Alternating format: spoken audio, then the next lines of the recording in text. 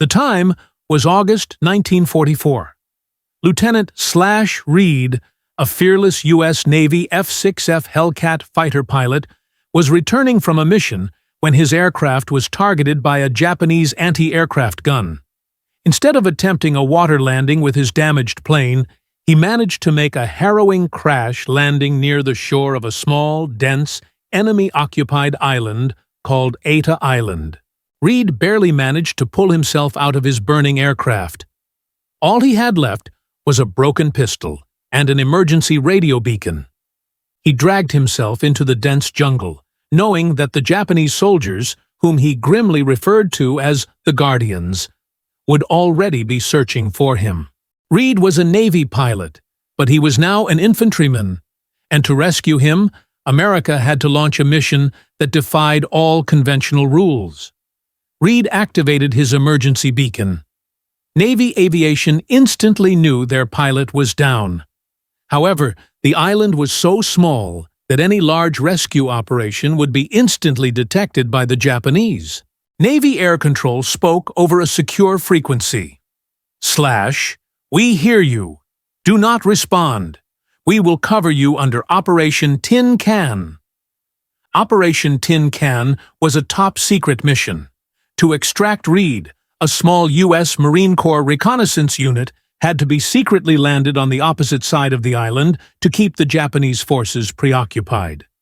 Near his crash site, Reed spotted a Japanese bunker. He used a broken mirror salvaged from his Hellcat to signal a Navy reconnaissance plane with a secret, pre-arranged code. Heavy enemy presence to the southwest. Under the cover of darkness, the Marine Recon Unit was landed on the opposite shore of the island. Their leader, Sergeant Lopez, picked up Reed's beacon signal. Lopez contacted the Army, stating, "We will tie up the Japanese Guardians, but to get him out, we are going to need Army Air Force planes." The Marine unit crept through the jungle and began launching sudden attacks on the Japanese sentries. Their goal was to confuse the Japanese military into thinking the Americans were attacking from multiple positions. The Marines' mission was simply to make noise.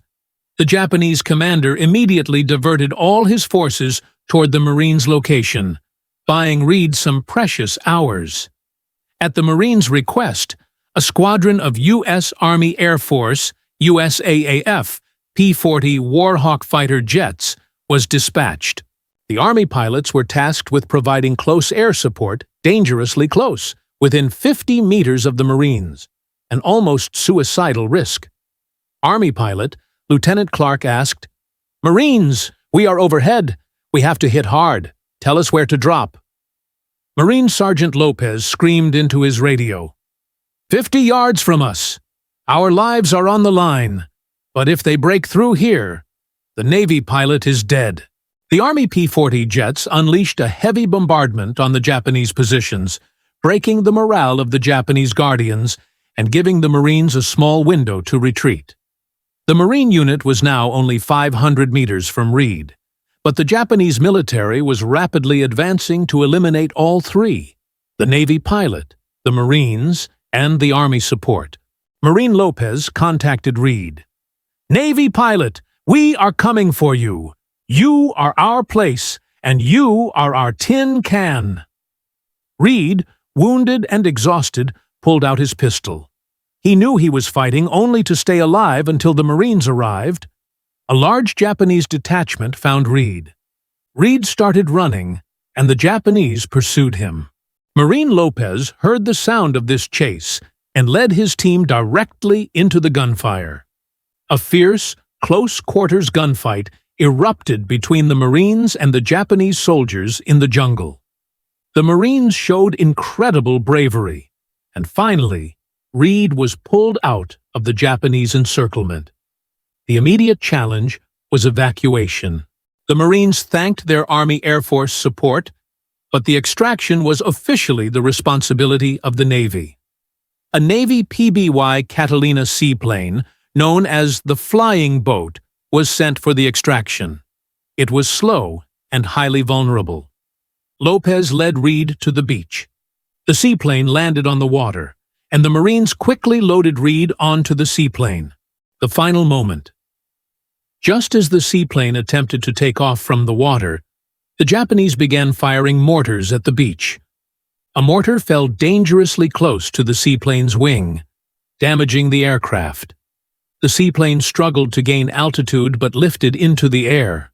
Through the combined sacrifice of all three services, Navy Aviation, the U.S. Marine Corps, and the U.S. Army Air Force, Navy pilot/Reed was saved. Operation Tin Can was successful. This story became a symbol of the unparalleled coordination between the three American services during the Pacific War and the impossible sacrifice made to save the life of one pilot.